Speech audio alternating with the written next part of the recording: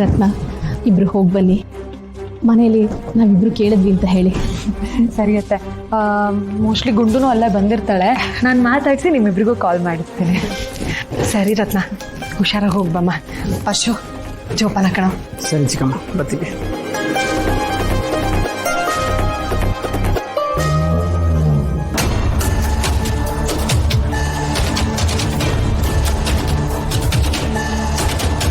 ಕುಕ್ಕದ ಬಟ್ಟೆಗೆ ಕೂರೆ ಹೆಚ್ಚು, ಬಾಳಿದ ಮನೆಗೆ ಮಾತು ಹೆಚ್ಚು.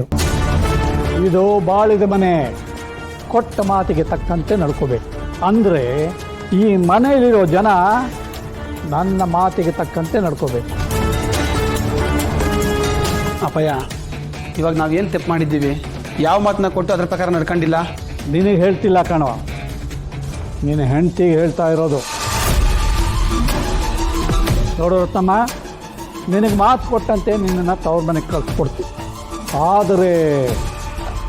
ಆದರೆ ಏನು ಮಾವಯ್ಯ?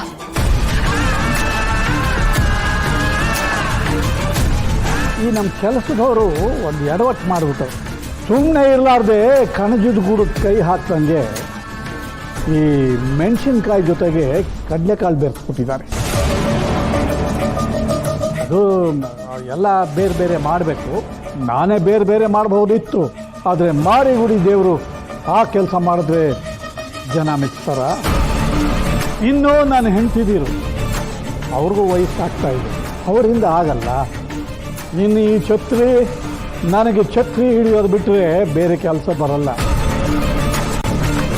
ಅದಕ್ಕೆ ನಮ್ಮ ಮನೆ ಸೊಸೆಯಾಗಿ ನೀನು ಆ ಕೆಲಸ ಮಾಡಿಕೊಡಮ್ಮ.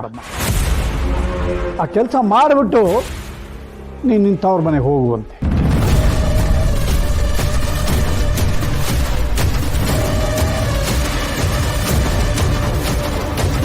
ಛತ್ರಿ ಈಗ ಬಂದೆ ದಣಿ.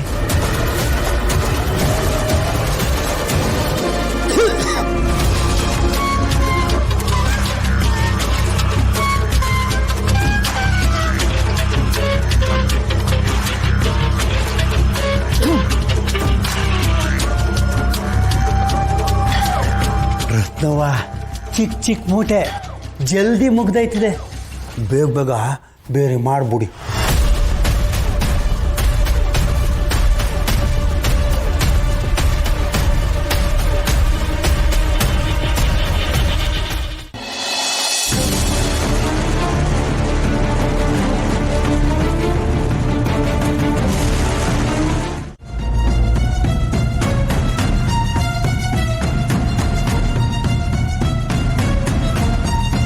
ರತ್ನ, ಈ ಮೂಟೆಲಿರೋದನ್ನೆಲ್ಲ ಒಂದೊಂದೇ ಈ ಥರ ಬೇರೆ ಮಾಡ್ಕೊಂಡು ಕೂತ್ರೆ ಯಾವಾಗಮ್ಮ ನೀನು ತವ್ರ ಮನೆಗೆ ಹೋಗ್ತೀಯಾ? ಅತ್ತೆರಾಗಿ ನಾವು ಸೋತ್ಬಿಟ್ವಿ, ಗಂಡನಾಗಿ ಪರ್ಶುನು ಸೋತ್ಬಿಟ್ಟ. ಅಮ್ಮ, ಹೆಂಗಿದ್ರು ಅಪ್ಪಯ್ಯ ಇವಾಗಿಲ್ಲ. ನಾವೆಲ್ಲರೂ ಸೇರ್ಕೊಂಡು ಕೆಲಸನ ಬೇಗ ಬೇಗ ಮಾಡಿ ಮುಗಿಸ್ಬಿಟ್ಟು ಆಮ್ಯಾಕೆ ರತ್ನನೇ ಮಾಡಿದ್ಲು ಅಂತ ಹೇಳ್ಬಿಡಮ್ಮ ಬಿಡಿ. ಬೇಡ ರೀ, ನಾವು ಯಾವುದೇ ಕಾರಣಕ್ಕೂ ಮೋಸ ಮಾಡೋದು ಬೇಡ. ನಂಬಿಸಿ ಮೋಸ ಮಾಡಿದರೆ ಅದು ಅನ್ಯಾಯ ಅಂತ ಅಣ್ಣ ಹೇಳ್ಕೊಟ್ಟಿದ್ದಾನೆ. ಮನುಷ್ಯ ನಿನಗೆ ಮಾಡಿರೋ ಮೋಸದ ಮುಂದೆ ನೀನು ಯಾವ ನ್ಯಾಯದ ಬಗ್ಗೆ ಮಾತಾಡ್ತಿದ್ಯಮ್ಮ ರತ್ನ? ನಮಗೆ ಯಾರು ಏನು ಬೇಕಾದರೂ ಮಾಡಲಿ ಅತ್ತೆ, ತೊಂದರೆ ಇಲ್ಲ. ಆದರೆ ನಾವು ಮಾತ್ರ ಯಾವತ್ತೂ ನಂಬಿಕೆಗೆ ಮೋಸ ಮಾಡಬಾರ್ದು.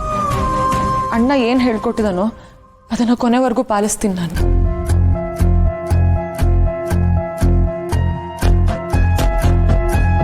ನೀರಿನ ಸಾಂದ್ರತೆ. ಮಕ್ಕಳೇ, ನೀವು ಕೆಲವು ಸತಿ ಯೋಚನೆ ಮಾಡ್ಬೋದು, ಒಂದು ಚಿಕ್ಕ ಕಬ್ಬಿಣದ ಮೊಳೆ ನೀರಲ್ಲಿ ಹಾಕಿದ್ರೆ ಮುಳುಗ್ ಹೋಗುತ್ತೆ. ಅದೇ ದೊಡ್ಡ ಮರದ ದಿಮ್ಮಿ ಅಥವಾ ಹಡಗು ನೀರಿನಲ್ಲಿ ತೇಲುತ್ತೆ. ಇದಕ್ಕೇನು ಕಾರಣ ಇರ್ಬೋದು? ಇದಕ್ಕೆ ಕಾರಣನೇ ಸಾಂದ್ರತೆ. ಏನು ಸಾಂದ್ರತೆ ಅಂದ್ರೆ, ಒಂದು ವಸ್ತುವಿನಲ್ಲಿ ತೀರಾ ಹತ್ತಿರದಲ್ಲಿ ಕಣಗಳು ಮೂಡಲ್ಪಟ್ಟಿದ್ರೆ ಅದನ್ನ ಹೆಚ್ಚು ಸಾಂದ್ರತೆ ಅಂತೀವಿ. ಅಂಥ ವಸ್ತುಗಳು ನೀರಿನಲ್ಲಿ ಮುಳುಗತ್ತೆ. ಅದೇ ಒಂದು ವಸ್ತುವಿನಲ್ಲಿ ತುಂಬಾ ದೂರದಲ್ಲಿ ಕಣಗಳು ಮೂಡಲ್ಪಟ್ಟಿದ್ರೆ ಆ ವಸ್ತುಗಳು ತೇಲುತ್ತವೆ. ಇನ್ನೂ ಸುಲಭವಾಗಿ ಹೇಳಬೇಕು ಅಂದ್ರೆ, ಭಾರವಾಗಿರೋ ವಸ್ತು ನೀರಲ್ಲಿ ಮುಳುಗುತ್ತೆ, ಅದೇ ಹಗೂರ ಇರೋ ವಸ್ತುಗಳು ನೀರಲ್ಲಿ ತೇಲುತ್ತೆ. ಅರ್ಥ ಆಯ್ತಾ? ಅತ್ತೆ, 1 ನಿಮಿಷ ಬಂದೆ.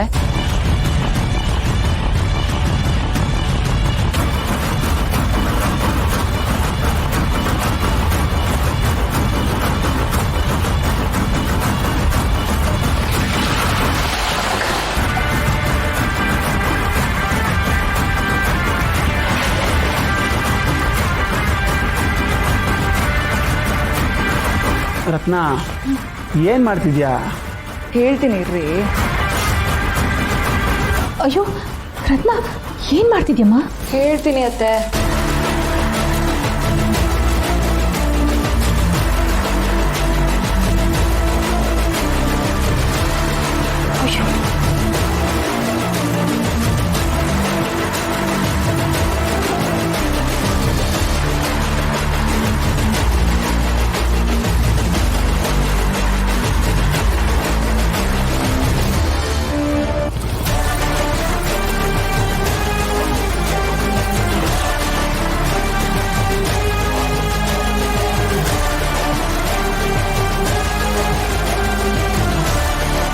ಶಿವಣ್ಣ, ಏನಿಲ್ಲ ಇಷ್ಟು ಬೇಗ ಬಂದ್ಬಿಟ್ಟಿದ್ಯಾ? ನಿನ್ನೆ ಹುಡಿಕೊಂಬಂದೆ. ನೀನು ಎಲ್ಗೆ ಹೋಯ್ತಾ ಇದೆಯಾ? ಗೋಡೌನ್ಗೆ ಬ್ಯಾಲೆನ್ಸ್ ಕೊಡೋದಿತ್ತು, ಅದನ್ನ ಕೊಡಮ್ಮ ಅಂತ ಹೋಯ್ತಿದ್ದೆ. ಏನು ವಿಷಯ ಹೇಳ? ಅಣ್ಣ, ನೀನು ಮಾದಪ್ಪಣ್ಣನ ಮನೆ ತವನೇ ದೂರದಲ್ಲಿ ನಿಂತ್ಕೊಂಡು ಏನೇ ವಿಷಯ ಇದ್ರು ಪಟ್ ಅಂತ ಬಂದು ಹೇಳು ಅಂತ ಹೇಳಿದ್ಯಲ್ಲ, ಅದೇ ವಿಷಯ ಹೇಳೋಣ ಅಂತ ಬಂದೆ. ಏನಿಲ್ಲ ವಿಷಯ? ಮಾದಪ್ಪಣ್ಣ ಇವತ್ತುವೇ ನಂಜನಗೂಡ್ಗೆ ಹೋಗೋರಂತೆ. ಅಂದಂಗೆ ನಮ್ಮ ಗುಂಡಮ್ಮ ಇವತ್ತು ಬೆಳಗ್ಗೆ ಎದ್ದು ತಿಂಡಿ ರೆಡಿ ಮಾಡಿ ಅವಳು ತಿಂದು ಮನೆಯವ್ರೆಲ್ಲರೂ ತಿಂದವ್ರೆ. ಇವತ್ತು ಯಾವ ಜಗಳನೂ ಇಲ್ಲ ಕಣಣ್ಣ. ಮಕ್ಕಳವ್ವ, ನನ್ನ ತಂಗಿ ಹುಷಾರಾಗವಳಲ್ಲ, ಅದು ಸಾಕು. ಅಲ್ಲಕಲ್ಲ, ಮಾದಪ್ಪಣ್ಣ ನಂಜನಗೂಡಿಗೆ ಯಾಕೆ ಹೋಗೋರೆ? ಅದು ಅಣ್ಣ, ನಂಜನಗೂಡಲ್ಲಿರೋ ಎಂಥದ್ದು ಸಬ್ ರಿಜಿಸ್ಟರ್ ಆಫೀಸ್ಗೆ ಹೋಗೋರೆ ಅಂತ ವಿಷಯ ಗೊತ್ತಾಯ್ತು. ಅಂತ ಕೆಲಸ ಏನೈತೆ ಮಾದಪ್ಪಣ್ಣಂಗಲ್ಲಿ? ಸರಿ ಬಿಡು, ನೀನು ಅಂಗಡಿ ತಾವ ಹೋಗಿರೋ, ನಾನು ಆಮ್ಯಾಕೆ ಬರ್ತೀನಿ. ಸರಿ ಅಣ್ಣ.